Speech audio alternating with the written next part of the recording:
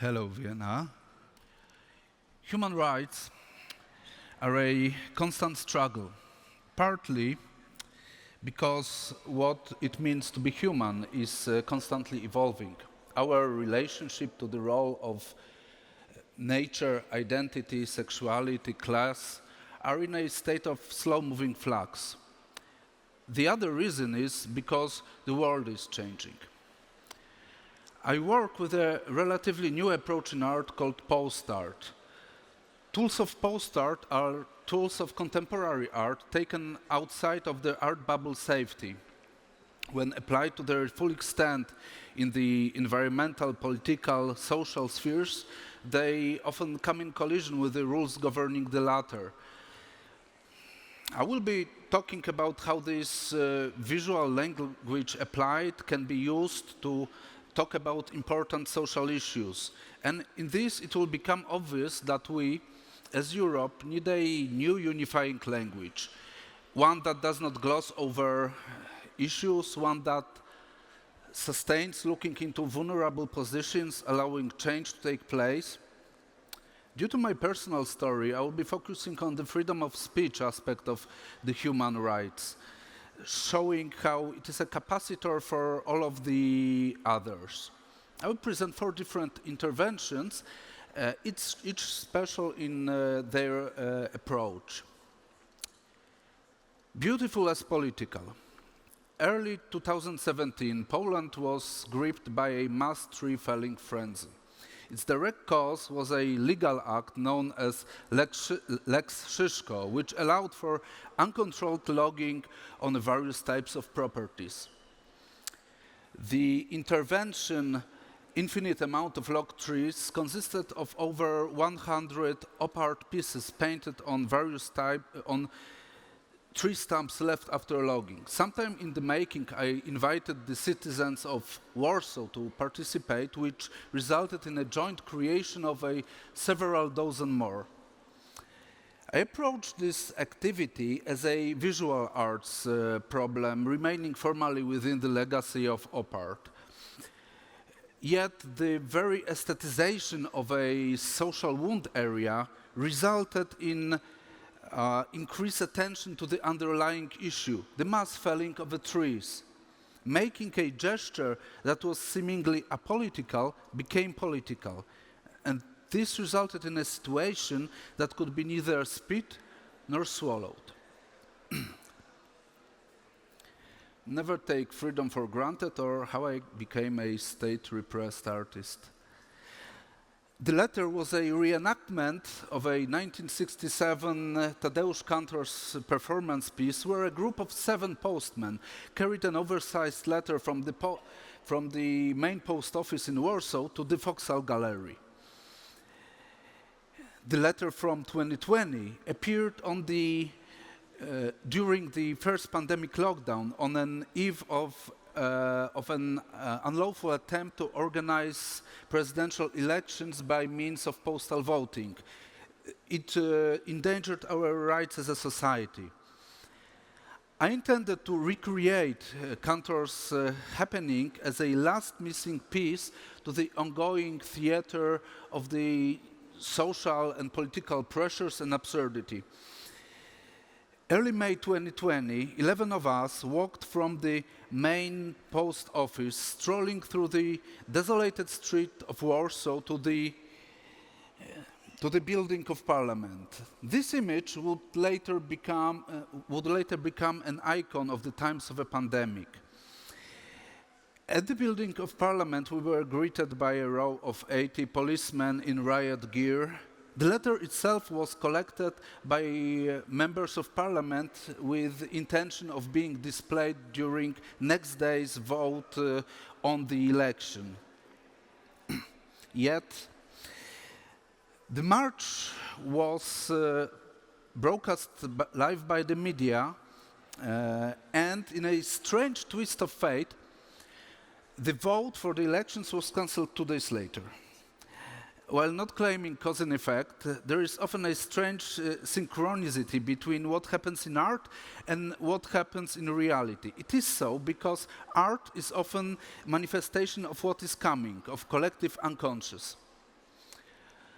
Then, within a week, we received huge penalties from the health inspectorate.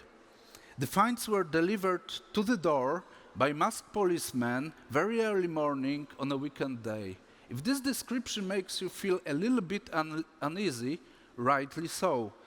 The fines and their delivery were supposed to create a freezing effect. It's a way of stifling decent voices practiced by dictatorships 2.0, where instead of attacking physical well-being, the economic basis of existence of artists and activists is destroyed. The barbed wire monument. The barbed wire monument was an intervention sculpture, a post-artistic protest against Poland's border policies, which took place in fall of 2021. It was built for everyone. For those who looked with sadness and helplessness at the coils of barbed wire cutting through the forest, for those who greeted it with enthusiasm, seeking in it a salvation from the other and from the actions of a hostile regime. It was a gift for a social eye, but a subversive one that could be neither spit nor swallowed. The sculpture was a sphere hand-woven from a NATO standard razor wire. Placed in a public space, it harassed passerbys, offering them a reward in form of a discomfort, of knowing that the barbed wire was not any longer only a mere protagonist of a history books, but became the king of the day of a newspaper headlines. In a certain way, this is who we are, this is what we have become. Inhabitants of a territory bound by the barbed wire. Through its loops, we look at today's world. In the meantime, the focus of a social eye shifted south with a full-scale Russian invasion on the Ukraine. The neoplastic demonstration was an anti-war march conceived with an idea of showing support to Ukraine and creating a radically different image of an anti-war demonstration, one that would remain in memory. The colors taken out of Piet Mondrian's paintings are here purposefully the colors of Ukrainian and Polish flags. They serve as a basis for creation of joint nation protest paintings, which were visual content for the demonstration. The neoplasticism was a post-World War I attempt at introducing harmony and possibility of a new world, one where wars and evil empires would be a thing of the past. Gathering together, we created a hopeful, moving picture full of Ukrainian and Polish colors. First occupying a space in front of the Russian embassy, then we moved throughout the city. The works were conceived not only as a visual context for the manifestation, but also, after its completion, some of them were exchanged for donations to the humanitarian organizations supporting Ukraine. How to change the world one step at a time. To dream of the future, we need to understand the past. To dream, we need an access to collective imagination. And to imagine, we need potent new visions to draw us into directions of new, better Europe. After being punished for the latter performance, I and the others were carried over any legal obstacles by a sea of human solidarity. Hundreds of people donated, shared, offered their support. This experience of solidarity was something so profoundly moving that we should strive to have this feeling as a backbone of our society.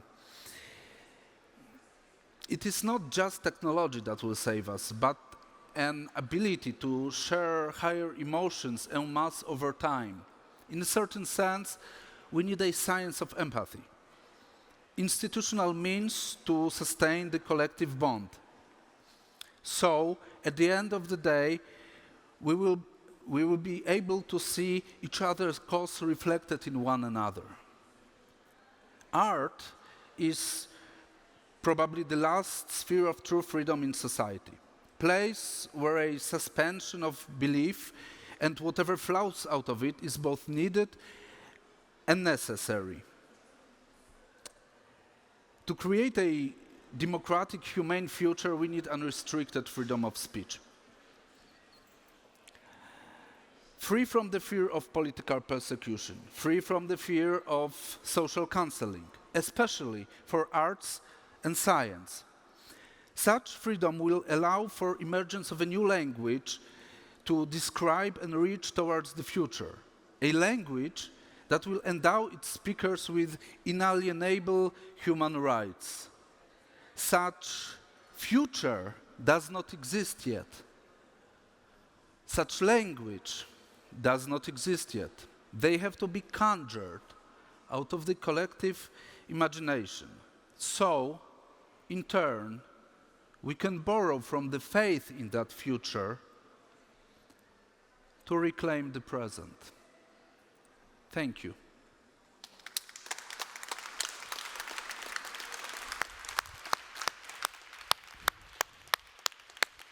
Thank you very much, Michal. And just to reassure people who haven't been able to follow the various Connect, Reflect, Act talks or artistic performances because they were in a marketplace of connection or in the Human Rights Lab, every single thing is recorded and will be put at your disposal after the forum.